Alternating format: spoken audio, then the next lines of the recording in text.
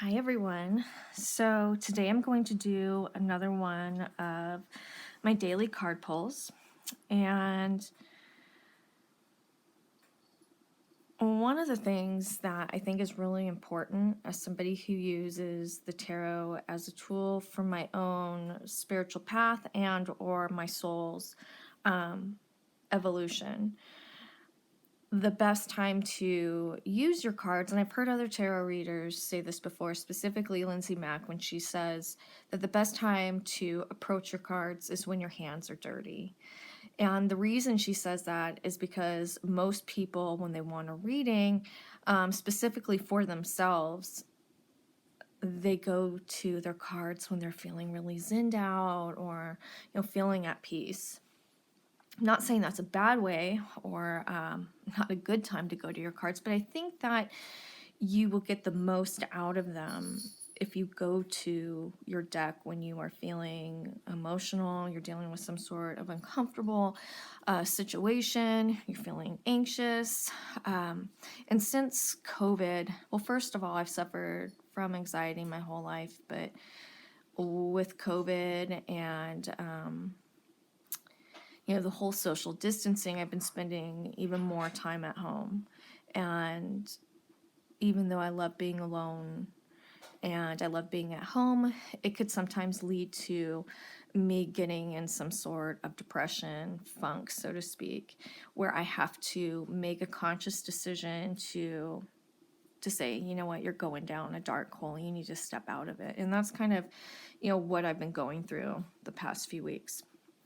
So the first card in the spread is the energy that I am currently working through.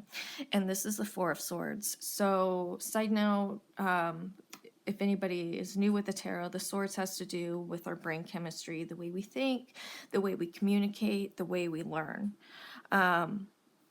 With the Four of Swords, and it actually is very appropriate because I associate this with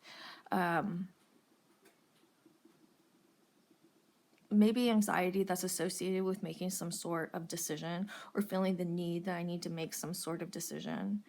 However, the Four of Swords is saying, hey, you need to take a step back and really just chill. It's time for you to rest. So the energy that I am working through that's emerging underneath this card, if that makes sense. These two go together. This is the underlying energy of the Four of Swords. That's a better way of putting it, is the Page of Cups. Pages are double element, as are all of the court cards.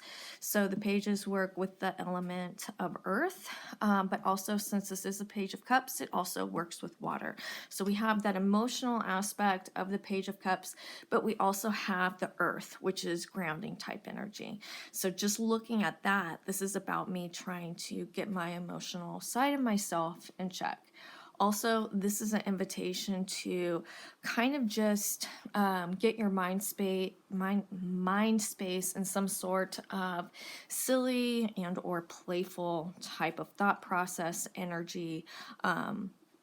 This is basically saying have fun. And I think that lends to, these two cards complement each other really well right now. This is saying just zen out and just have fun, just being.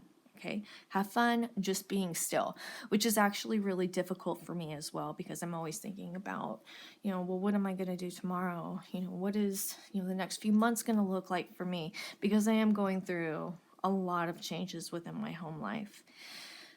So, again, to reiterate, the divine is saying, chill out and just take space and have fun. Now, the overall energy that I am being asked to step in is the Devil card.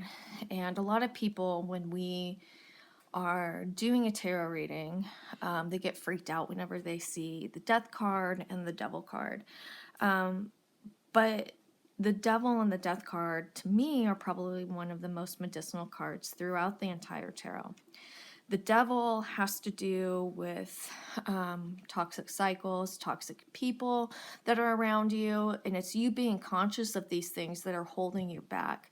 However, it could also be an acknowledgement that for me especially, the devil is trying to keep me in a space where I'm thinking, well, maybe I don't deserve this, or, you know, I'm trying to think of a good example. Maybe I don't deserve this. It has to do with keeping your mind space in a negative, weakened state that makes you feel poorly about yourself. The devil wants to keep you in that space. That's the best way to put it. That's how I should have said it. So when that happens, like if I were to give a reading to somebody else and the devil card came up and they were like, yeah, you know, I'm dealing with all this anxiety, I don't know what to do, and the devil card came up, I would be like, you know, the devil wants you to stay within this state, and it's time for you to say, fuck you, I'm not going to do that. That's the type of energy that we're working with in regards to that. So, devil card, that's the underlying of all of this. However, stepping into the Eight of Wands. The Eight of Wands is like throwing a bunch of wands up in the air, not really knowing where they're going to fall. Whenever we are dealing with this type of energy of the Eight of Wands, it has to do with some sort of change that you're moving through, and more often than not, it has to do with maybe a very abrupt type of change that you're trying to adjust to and not really knowing, again, how things are going to play out. And the whole point of this is trying to be okay with not knowing.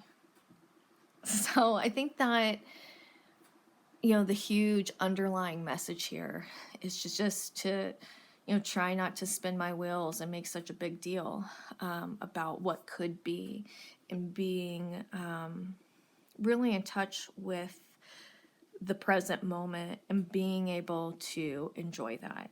So that's what I'm trying to do. But one of the things that I think is also really important when you are feeling anxious is to keep busy. So the entire day I've just been doing one project after another so that I could, you know, not let the devil, so to speak, come into my head and take over and keep me, you know, in a maybe negative or weakened mindset. So that's it. All right. Bye.